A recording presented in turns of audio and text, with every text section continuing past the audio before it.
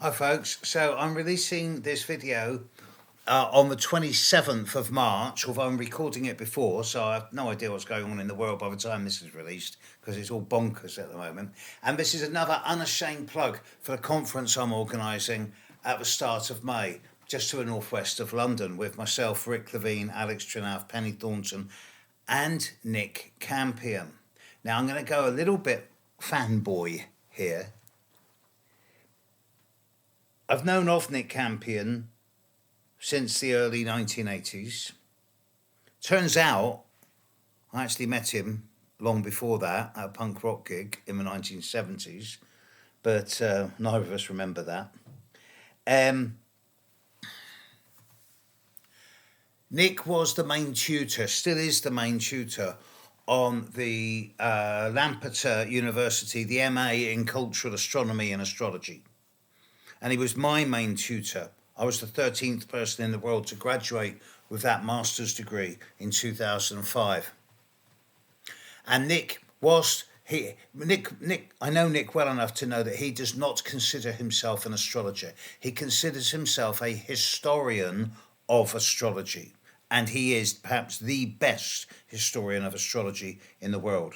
And he's coming to the conference, and he doesn't do a lot of talks these days, but I'm really grateful to him for coming to this conference because, as I say, I'm a bit all fanboy about it. And he's doing a talk on the freedom of the soul. Now, he's going to be talking about the difference between soul, self, and psyche. And I'm not going to steal his thunder. But I've had these chats with him, and self, well, I know what self is. It's me. Yeah, it's the body I live in. It's who I am whilst I'm down here, in this body, in this space-time continuum, in this third dimensional gravity well, on the surface of this planet. I'm living in this body, and this is me. This is my self.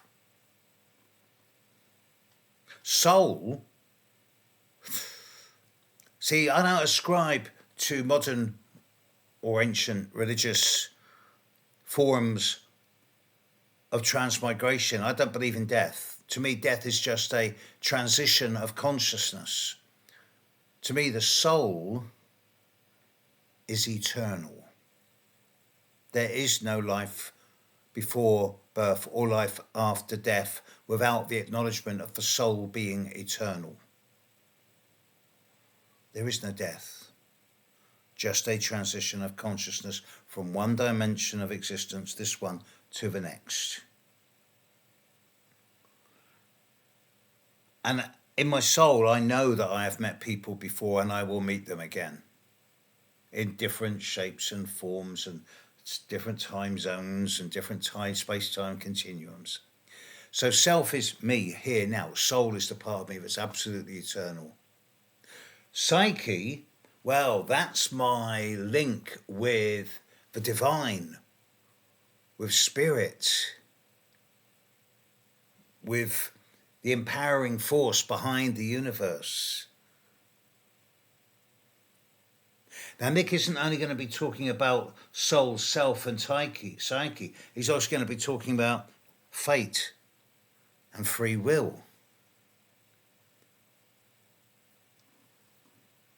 To quote what he says, most of the debates about astrology's role, nature, and practice in the Western tradition, from classical Greece right down to the present day, have focused on such tricky issues such as how can individuals take independent choices if their future is written in the stars or fated?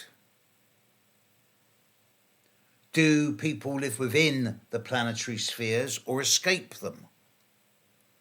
And for psychological astrologers, the question is whether the self is in the chart or not. And Nick's going to race through history during his hour-and-a-half long lecture, unpacking these questions and shedding some light on the dilemmas facing working astrologers. And I'm going to be asking him some really difficult questions because I'm a free will astrologer. I don't do fate. But then there is a way of spotting this in the chart. It is my experience and my knowledge, and I may be wrong, but the practice I do when I'm dealing with clients tells me that I'm not really wrong on this, that when you can split the chart into 4 halves, above and below, left and right. Now, when everyone's got stuff in the top half, they're going to be more extrovert because it's in the daylight hours. When they've got all their stuff in the bottom half, they're going to be more introvert because it's in the dark hours. But when they've got the vast majority of planets on the left-hand side of the horoscope, houses 10, 11, 12, 1, 2, 3, it seems that the individual is much more orientated towards words like free will, choice, and self-determination.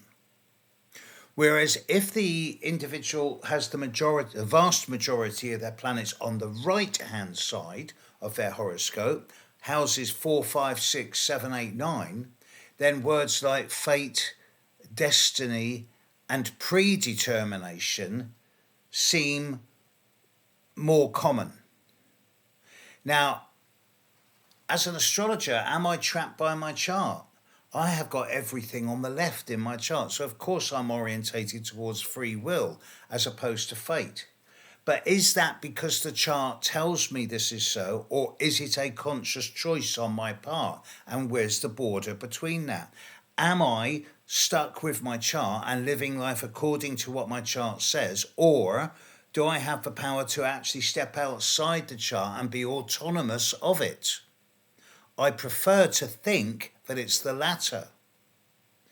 Because, to quote an old saying, the stars impel, not compel. I don't believe that everything is written in the stars.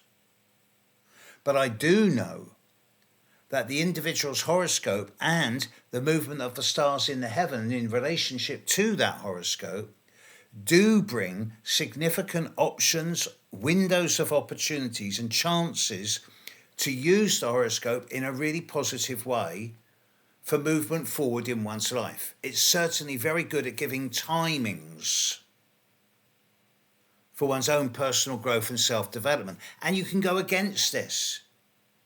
And you can deliberately choose to do the most difficult challenges in your life at the times when the horoscope says this is the worst time to do it. And you may still be successful, but I guarantee it will be harder work than if you do it then at the time when the horoscope says it's the best time to do it.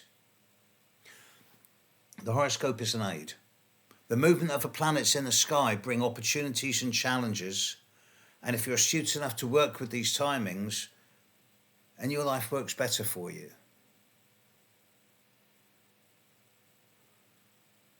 Fatal free will and the boundaries between the self, the soul, and the psyche. And I'm going to have the privilege of asking questions of and listening to perhaps the greatest Neoplatonist, historian of astrology that the world has ever seen. Yeah, there's still some tickets left. Email me, steve@stevejudd.co. Catch you later, folks. Bye.